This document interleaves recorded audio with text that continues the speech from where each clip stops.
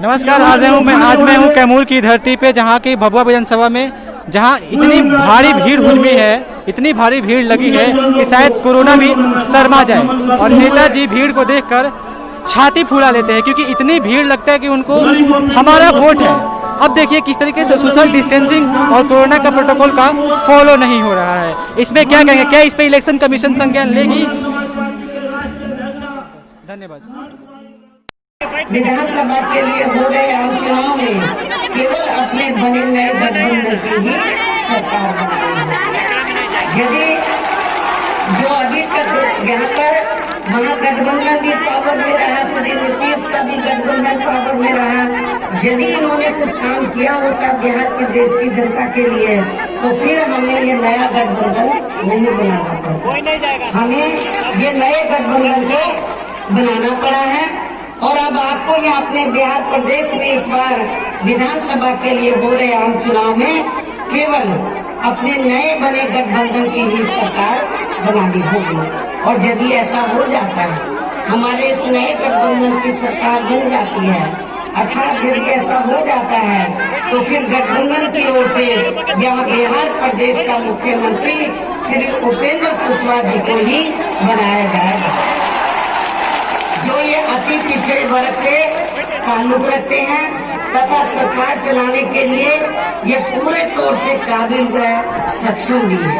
मुझे पूरी उम्मीद है कि फिर ये जब आपके बिहार प्रदेश में जहाँ हमारे नए गठबंधन की सरकार बन जाती है और श्री उपेंद्र कुशवाहा जी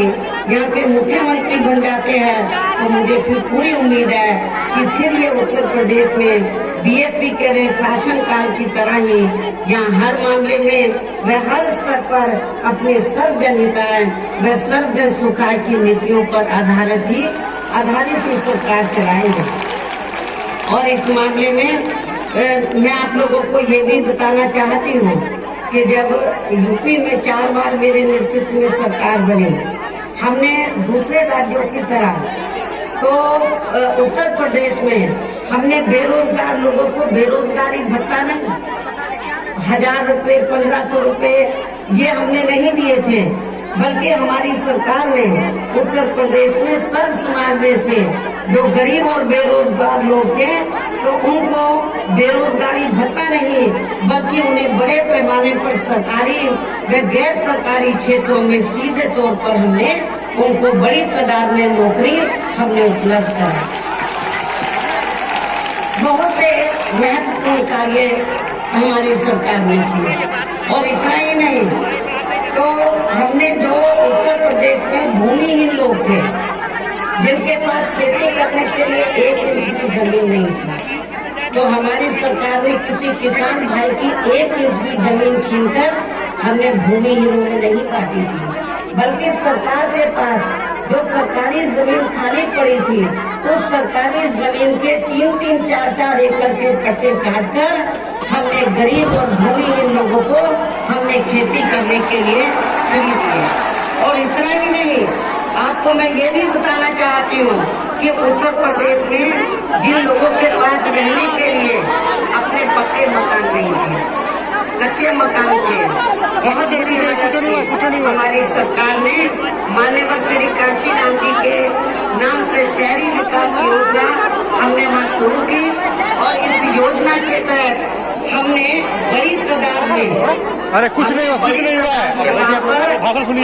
कई लाख लोगों को हमने, जिनके पास रहने के लिए अपने मकान नहीं थे, सरकार की ओर से हमने उनको सरकारी मकान बनाकर खरीदे, बड़ी तादाद में खरीदे। बैठिए। अब यदि मैं उत्तर प्रदेश में तो सरकारी कार्यों के बारे में जो मेरी गवर्नमेंट थी, उनके मैं नाम गिनाने लग जाऊं तो कई दिन लग जाएंगे। इसलिए मैं मोटी 2-3 बातें मैंने आप लोगों के 3-4 बातें मैंने आप लोगों के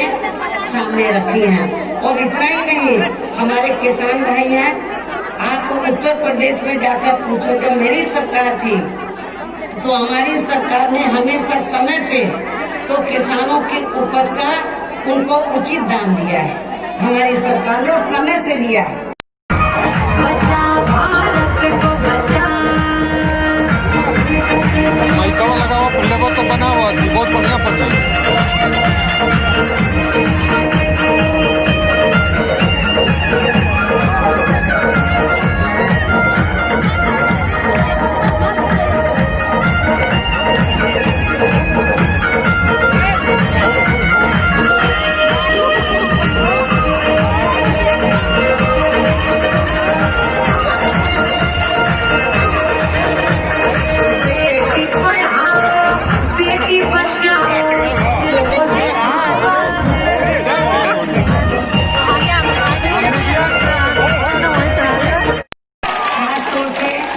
हमारी माताएं बहनें भी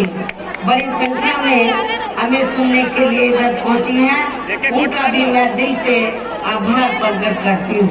और पूरी उम्मीद करती हूँ कि वोट वाले दिन, जिस दिन वोट पड़ेगा, उस दिन हमारी माताएं बहनें पुरुषों से पीछे नहीं रहेंगी, बल्कि पुरुषों को पीछे करके सबसे पहले आप लाइन में खड़ी होकर अपने गठबंधन के उम्मीदवारों को वोट डालेंगे। वैसे आप लोगों को ये मालूम है कि आजादी के बाद केंद्र बिहार प्रदेश सहित देश के अधिकांश राज्यों में भी ज्यादातर या शुरू में कांग्रेस पार्टी ही सत्ता में हासिल हो गई। लेकिन जब कांग्रेस पार्टी के राज में यहाँ बिहार प्रदेश के भी सब समाज में से विशेषकर गरीब, उपेक्षित या कमजोर वर्गों के लोगों का पूर्ण रूप से सही विकास व उत्थान आदि नहीं हो सका। इतना ही नहीं, बल्कि जब इन्हें यहाँ अपने खुद के राज्य में भी, अपने खुद के बिहार प्रदेश में भी रोटी रोजी के साधन व रोजगार आदि नहीं मिले, तो तब उस समय अन्य राज्यों की तरह यहाँ आपके बिहार प्रदेश से भी बड़ी संख्या में ये लोग अपने रोटी रोजी के लिए देश के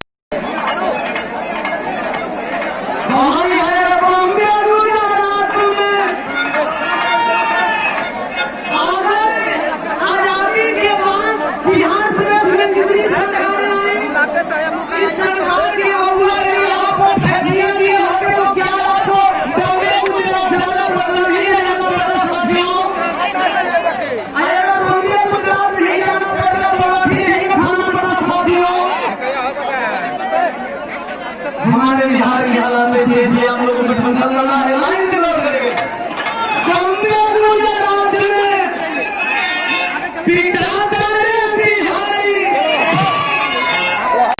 हमें कोई खास अच्छी नजर नहीं आती है, जिसका काफी कुछ खुलासा केंद्र सरकार की सत्ता कमेटी की रिपोर्ट में भी किया गया है। इसी प्रकार अपर कास्ट समाज में से गरीब लोगों की भी खासकर रोटी रोजी के मामले में अभी तक काफी ज्यादा दयनीय हालत बनी हुई है और इस सब का मुख्य कारण हमारी पार्टी